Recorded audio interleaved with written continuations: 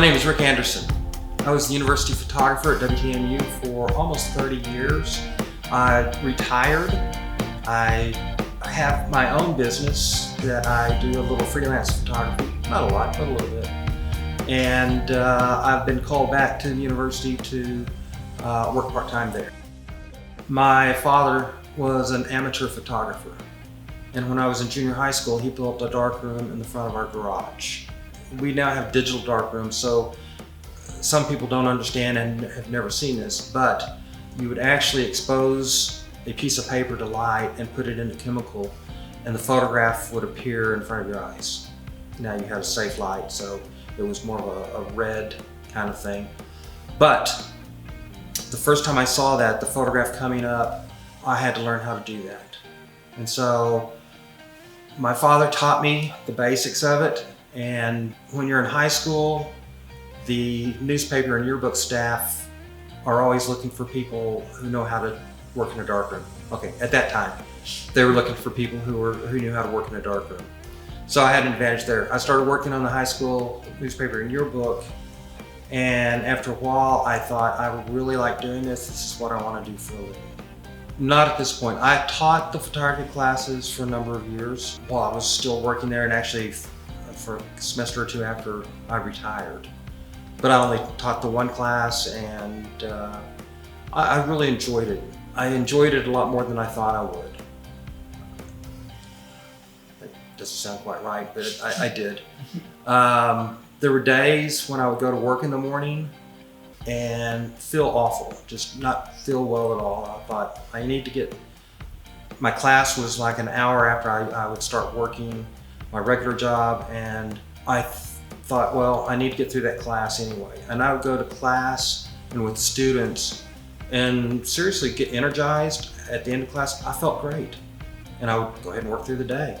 I have several hobbies, and that's the thing I was talking earlier about. I saw the photograph coming up in the deck tall and had to learn how to do that. I've always been curious about things and how they work. And if I can figure out how something works, then I can usually do it. So, when I was younger, my older brother raced cars. He had a '69 Nova he had bought brand new with a big block and a 4-speed in it. And eventually he started taking me out to the races after me begging quite a bit. He started taking me out to the races with him. Now this is drag racing, so you can use a street car and race. It's not going to get damaged. Well, more than likely it's not going to get damaged. There's always that possibility, but there's that possibility of driving on the street. But I digress.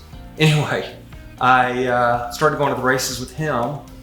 So my idea was to build a race car of my own, which my first car, not my first vehicle, but my first vehicle was an old pickup. My first car was a 1968 Camaro. And I drove that to high school, I drove it to college some, and then I turned it into a race car.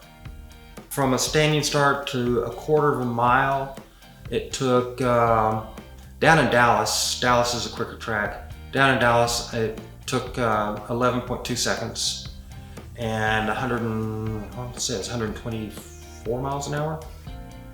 So there's that.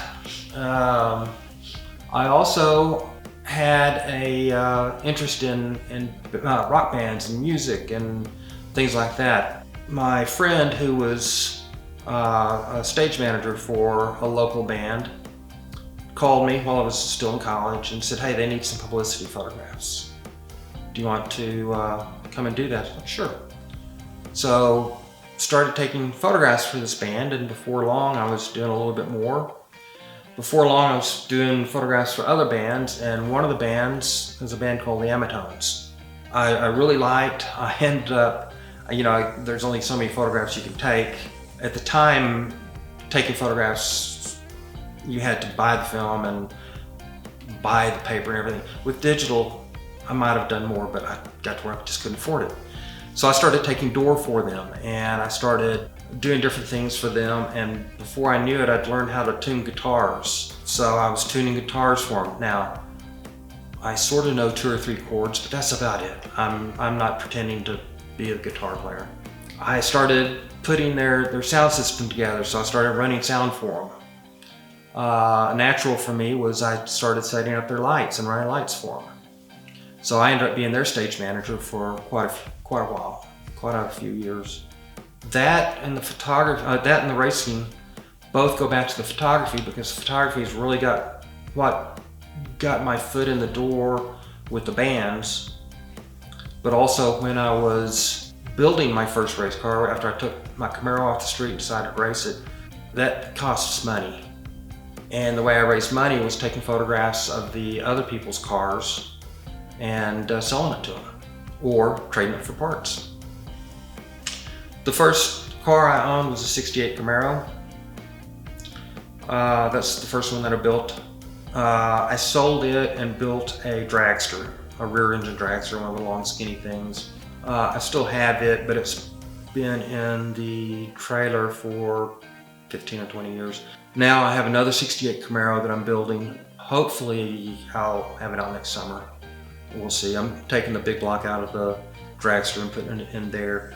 But before you do it, and it's like I'm saying, people, you can just race a street car on the track. But the kind of racing I like to do, I like the faster cars, and you got to prep the car for racing. And I'm working on the underside of it now to make the chassis strong enough to do what I want to do. Now I've built several other cars. I didn't own them. I like I said, there was a good friend of mine that I raced with. And when I first started helping him, he had a Bantam body on an old funny car chassis. So it's just a tube chassis that had a small fiberglass body on it that we raced. He and I built an AMX. It's called a Pro Car. It's got a tube chassis. You start with the tube chassis and put the body on top of it, as opposed to what I'm doing with the Camaro, which I'm starting with the car and kind of putting the chassis under it. He also had several dragsters that I helped him with, several street roadsters that I helped him build. So I've built quite a few cars. I've raced locally here in Amarillo quite a bit. I've raced down in Dallas. I've raced up in Denver. I helped a good friend of mine with his car, and we raced some in Oklahoma. This is amateur racing. So there are local tracks all over.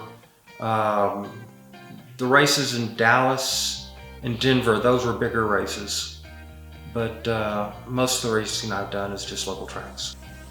When I decided to become a photographer, I decided that's what I want to do. And that's what was important to me. And that's what I did. And I don't regret a day of it. I could have gone into other professions and made a lot more money. Like I said before, I've always been interested in how things work. I could have easily gone into engineering and gone into a field and made a lot more money.